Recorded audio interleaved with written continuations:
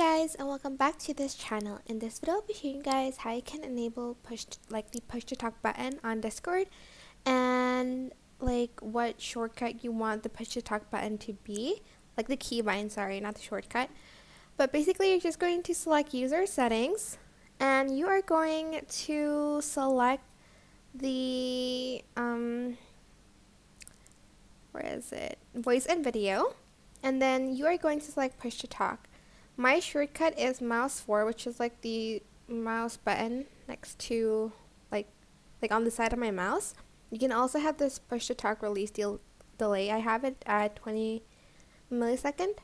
Then you're just going to press escape, and if you join a channel, you're still muted, but if you want to talk, you have to just press the button to talk. As you can see, it turns green when I'm talking and pressing the button. If I'm not pressing the button, people can't hear me.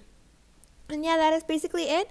I hope this tutorial was helpful for you guys. Don't forget to like, comment, share, and also subscribe to this channel if you haven't done that already. If you have any questions, just leave it in the comment section down below, and I'll try my best to answer them all for you guys. Thank you so much for watching. Bye!